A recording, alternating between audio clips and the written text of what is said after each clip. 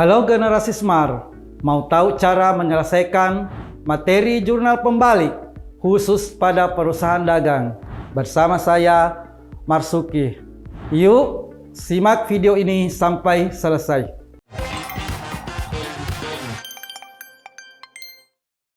Adapun tujuan pembelajaran kali ini adalah dapat menyusun jurnal pembalik pada perusahaan dagang. Generasi Smart. Jurnal pembalik reversing entries adalah jurnal yang dibuat untuk membalik jurnal penyesuaian yang menimbulkan akun neraca. Jika tidak dibalik, akan terjadi akun ganda. Jurnal pembalik dibuat pada awal periode akuntansi berikutnya untuk membalik jurnal penyesuaian yang menimbulkan akun real baru. Penyusunan jurnal ini dalam proses akuntansi bisa dilakukan, bisa juga tidak. Adapun fungsinya adalah yang pertama, mempermudah pencatatan transaksi pada awal periode akuntansi yang baru, terutama yang berhubungan dengan ayat jurnal penyesuaian.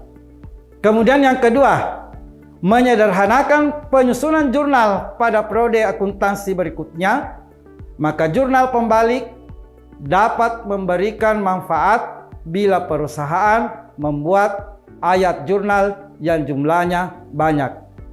Kemudian yang ketiga, meminimalkan kesalahan atau kekeliruan yang mungkin bisa terjadi, misalnya menghindari pengakuan biaya atau pendapatan yang double karena penyusunan ayat jurnal penyesuaian. Baik, sama halnya dengan jurnal pembalik pada perusahaan jasa. Maka pada perusahaan dagang juga ada 4 yang membutuhkan pembalik atas jurnal penyesuaian yang muncul. Yang pertama, beban dibayar di muka. Beban dibayar di muka ini ketika pada saat terjadi transaksi diakui sebagai beban. Kemudian yang kedua, beban yang masih harus dibayar. Beban yang masih harus dibayar dikeluarkan oleh perusahaan pada akhir periode akuntansi sehingga beban tersebut masih akan berlanjut pada periode akuntansi berikutnya. Ini yang memunculkan yang namanya hutang beban atau hutang biaya. Kemudian yang ketiga, pendapatan yang diterima di muka. Yang dibalik di sini adalah ketika pendapatan tersebut diterima dan dicatat sebagai pendapatan. Kemudian yang keempat adalah pendapatan yang masih harus diterima, dalam hal ini adanya piutang pendapatan. Baik, beberapa contoh cara membuat jurnal pembalik. Yang pertama kita bahas beban dibayar di muka. Ingat, yang dibalik di sini adalah ketika dicatat sebagai beban. Contoh, tanggal 1 Maret 2020 dibayar sewa gedung untuk masa 1 tahun sebesar 12 juta rupiah. Untuk memudahkan mencatat jurnal pembalik, maka sebaiknya kita runut dari jurnal umum, masuk ke jurnal penyesuaian, kemudian dari jurnal penyesuaian tinggal dibalik melalui jurnal pembalik. Seperti pada contoh ini, jurnal umumnya karena diakui sebagai beban, maka beban sewa debit, kredit kas senilai 12 juta rupiah. Jurnal penyesuaian, sewa dibayar di muka debit. Kemudian kredit beban sewa senilai 2 juta rupiah. 2 juta rupiah ini diperoleh dari 2 dibagi 12 atau 2 bulan dibagi 12 bulan dikali 12 juta senilai 2 juta rupiah, yang dalam hal ini yang belum boleh diakui sebagai beban pada periode tersebut. Sehingga jurnal pembalik yang dibuat pada tanggal 1 Januari 2021 tinggal dibalik. Yang tadinya debit dibawa ke sebelah kredit, yang kredit dibawa ke sebelah debit. Beban sewa debit, sewa dibayar di muka kredit masing-masing senilai 2 juta rupiah. Selanjutnya yang ketiga, beban yang masih harus dibayar.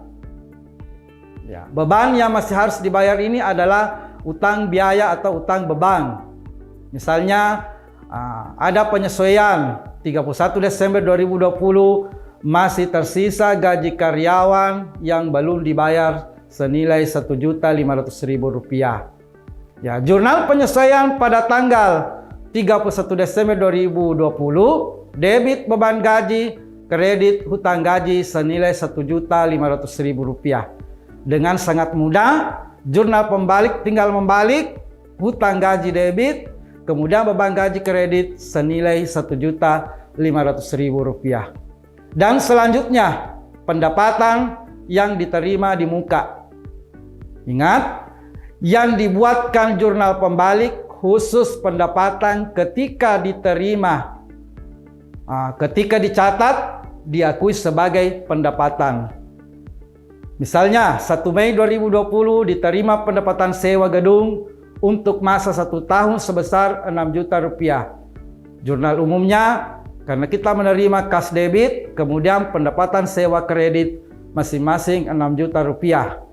Jurnal penyesuaian pada akhir periode, ya tadinya pendapatan sewa kredit kita bawa ke sebelah debit, kemudian memunculkan sewa diterima di muka di sebelah kredit senilai Rp2 juta. Rp2 juta ini diperoleh, yaitu pendapatan yang belum boleh diakui sebagai pendapatan. Jadi dari Januari sampai dengan April pada periode berikutnya, 4/12 dikali 6 juta. Sehingga jurnal pembaliknya, sewa diterima di muka debit, kemudian kredit pendapatan sewa, masing-masing senilai Rp2 juta. Baik, akun yang membutuhkan jurnal pembalik yang terakhir adalah pendapatan yang masih harus diterima. Secara umum diistilahkan sebagai piutang pendapatan. Misalnya, di 31 Desember 2020 terdapat pendapatan bunga yang masih harus diterima sebesar Rp500.000. Jurnal penyesuaian piutang bunga debit, kredit pendapatan bunga senilai Rp500.000. Tinggal dibalik. Pendapatan bunga debit, kemudian piutang bunga sebelah kredit masing-masing senilai Rp500.000.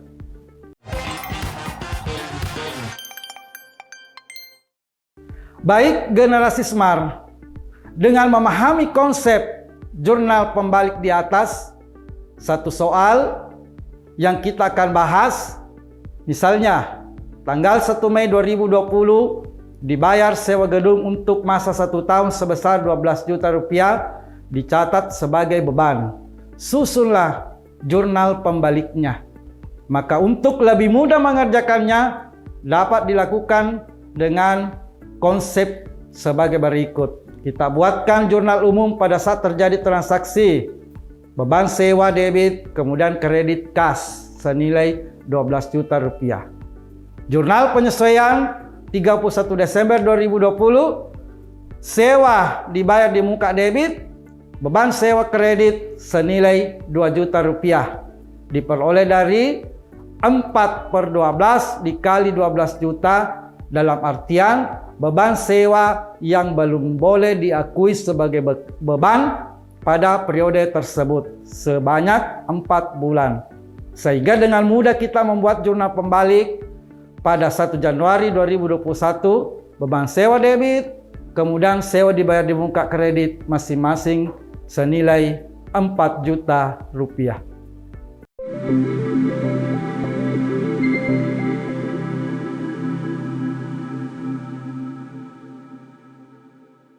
Semoga membantu ya generasi Smart.